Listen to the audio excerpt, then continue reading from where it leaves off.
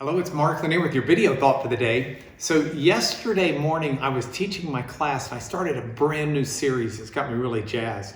It's a series on how the biblical law, which is found in the Old Testament books, especially Genesis, Exodus, Leviticus, Numbers, and Deuteronomy, but the biblical law reveals aspects of God's nature. We get God's morality, we get God's ethos, we see aspects of God revealed in His law. So to better understand God, we're studying His law. I invite you to tune into those. Links are below. But in the process of thinking through that, one of the things that occurred to me that I'd like to use this week in my video thought for the day themes is how the Bible uses another aspect of life to help us better understand God. Now, God the Father is spirit. We know that. He's not flesh and blood the way we are. And yet, the Bible will use human body parts at times to speak about God. These are called anthropomorphisms from a combination of Greek words. Anthropos is man, and morphes is to transfer likeness of sorts. But the idea is that human body parts can be used to describe God in a way that helps us understand God better. Now, here's the key to this. So many words in the Hebrew Old Testament that reference body parts may actually mean that part of a human body, but they also generally have a meaning that is more symbolic. And it's that key that unlocks some of these anthropomorphisms about God.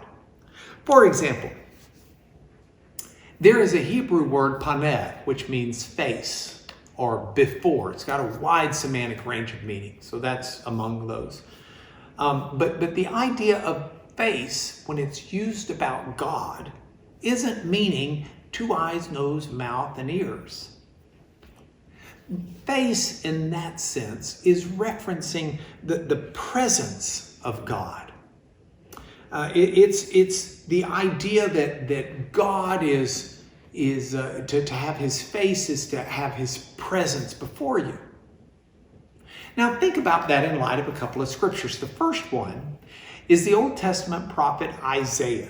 In the 8th chapter, the 17th verse, he talks about God hiding His face. For God to hide His face meant His presence, His countenance, His interactiveness with Israel was pulled away because of Israel's sin.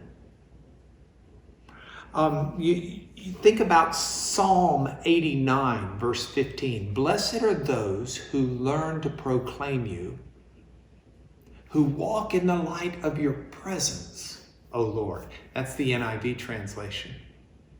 The word translated presence is really just paneh. It's the Hebrew word for face. In fact, the English Standard Version translated who walk in the light of your face.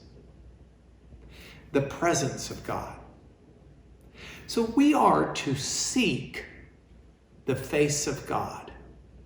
The Bible says that over and over. That doesn't mean we're to try and look at what His face looks like. It means we're to seek His presence. We should long for the presence and the fellowship of God. And there is a blessing that God Himself authored and gave to the priesthood to bestow upon Israel in the Old Testament book of Numbers.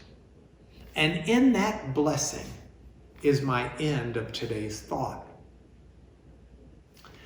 God says that the priests are to bless the people and say the following.